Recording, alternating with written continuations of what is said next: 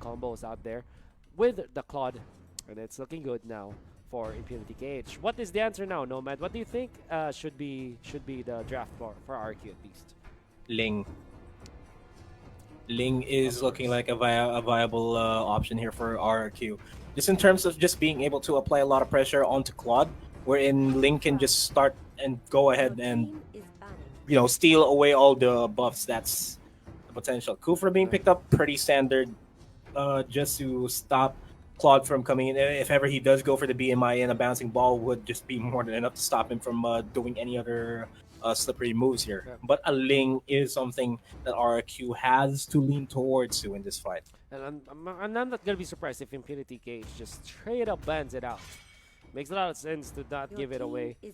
I like the combo, I like the bans, I mean, for Impunity KH. They know that even if they have defeated this Esmeralda before, they've chosen not to give it away to RRQ, knowing that this is like one of the comfort picks. Wow. So they go for the Selena ban. Kinda knowing that this is going to be a Jawhead on the off lane.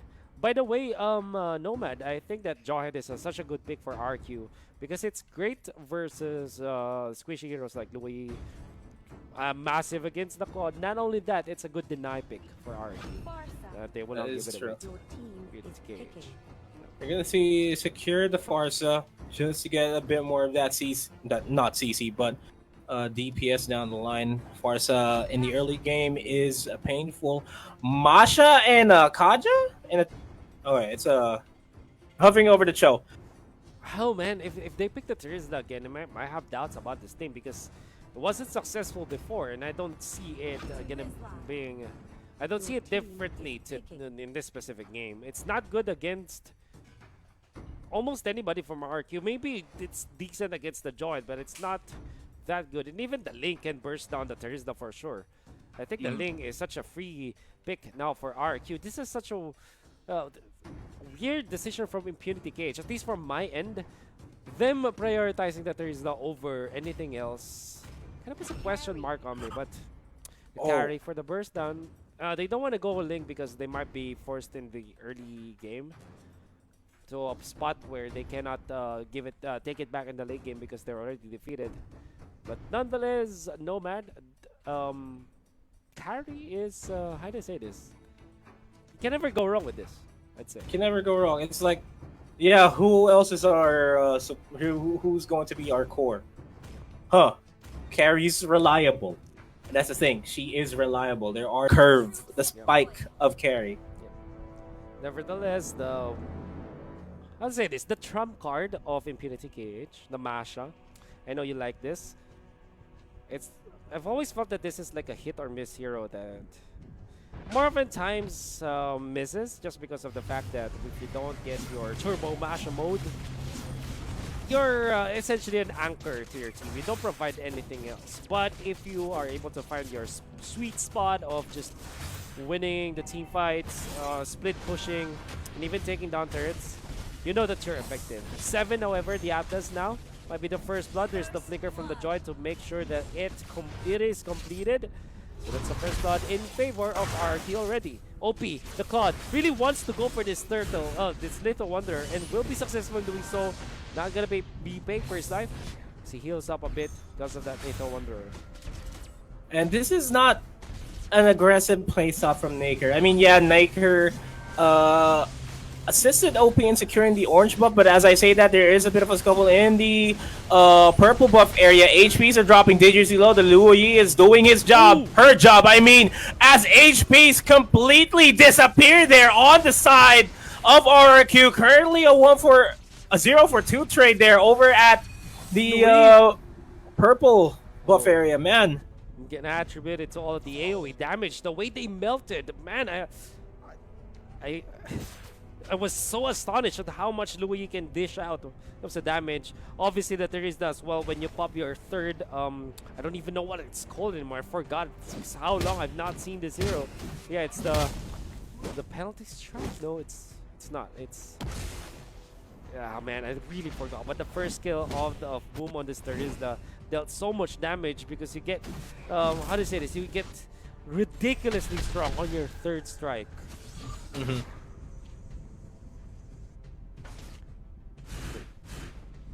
Hello, check, check, You're mic here. check. I can hear you, man. All right, there you go. I'm back. Alright. I don't know what's happening to me right now, Yep. but I'm just gonna go back to my point there that Masha should have been invading in the early game because carry right now is sitting pretty at 1,300. It's not much, but as time goes by, yeah, Claude's gonna be able to catch up, but they need to make sure that carry is stuck behind the Claude. So Should have. there's the use ultimate, but will not catch anyone. In fact, it's way too early to contest this orange buff as OP just arrives right at the most perfect moment to take this orange buff for himself. Now in the middle, there's Albert, there's the gang. Kind of stopped with this by this Lu Yi, and Albert is able to get back a bit. You can see now the farm is getting ridiculously good for the side of RRQ. Ridiculously good. There is not much of a goal difference here between carry and Claude, and that is concerning though. All things considered, if they're even, carries ahead. That's all I have to say. Yeah, you don't want to let your carry to get ahead of the Claude. As the Claude, you always want to go. Always want to be ahead when it comes to the farm because you're much more item dependent compared to the carry. At least in dealing the damage. And the fact that the Claude was also nerfed pretty much twice in the past 2 batches, that's a little bit of concerning.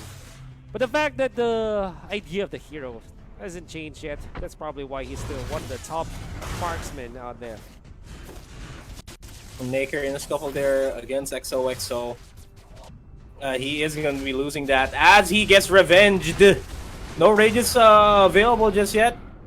Claude is instead going to be focusing on the turtle here. Going to go for the reset. He is going to get chased down by the Black Dragon form by XOXO.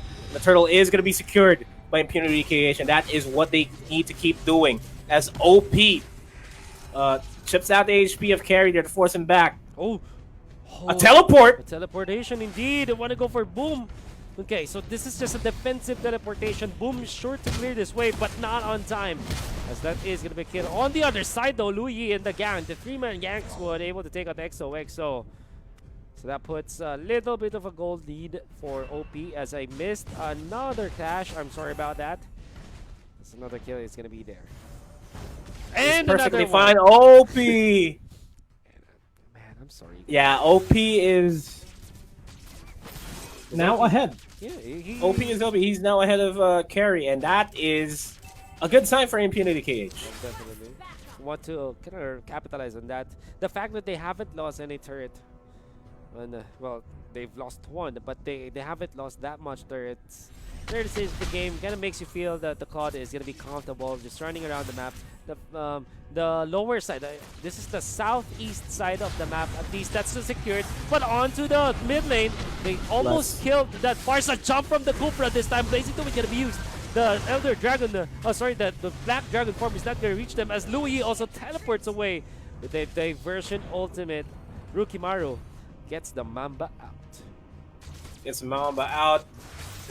Barely makes it out alive, but Blaz falls down by the hands of Boom over in the top lane. Nykert's gonna get taken out, and they're gonna be focusing on XOXO here.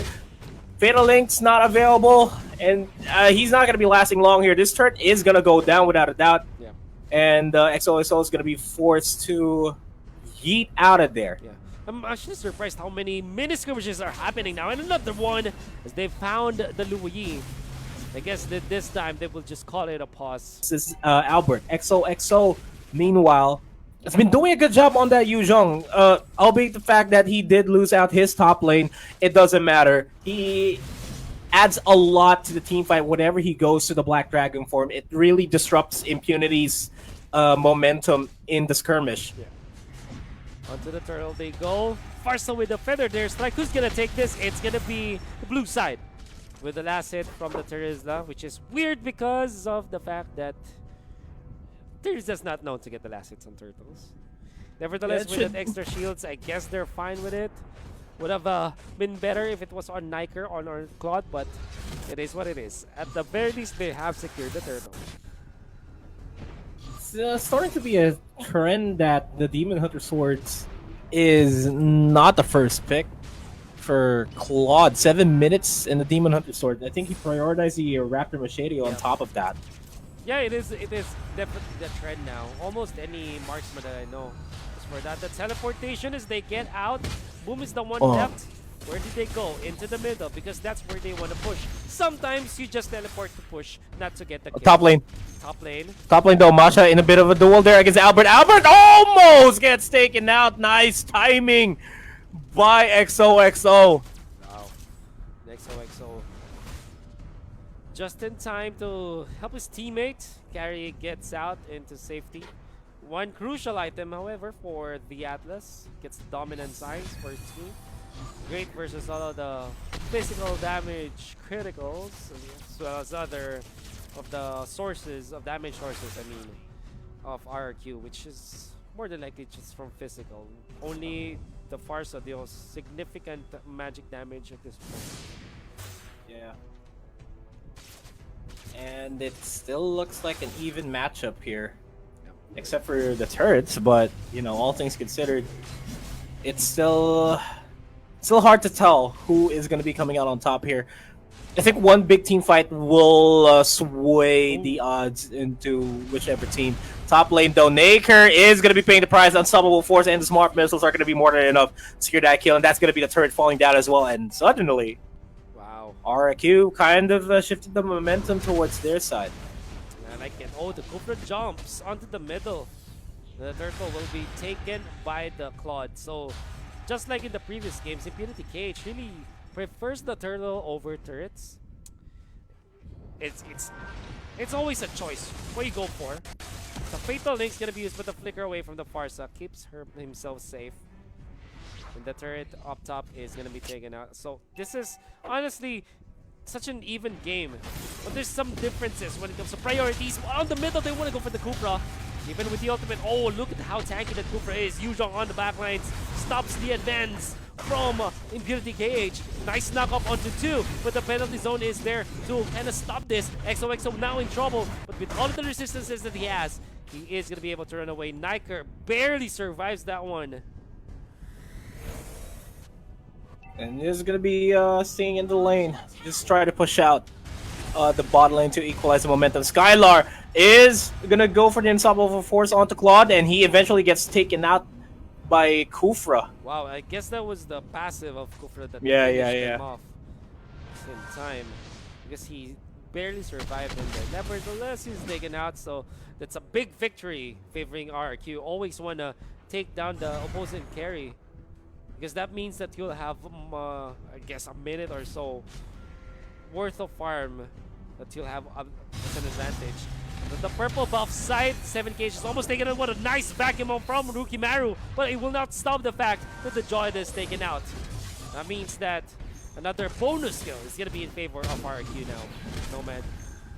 Yeah, they're struggling to secure this mid lane turret, and I feel like they need to start opening up the mid lane so that they can freely rotate across the side of Impunity KH. And good defense from Impunity KH altogether, but eventually this turret's gonna go down, and Impunity KH, they need to start focusing on other avenues in this game. They're trying so hard to defend this mid lane because they know how important this mid lane is. I like it.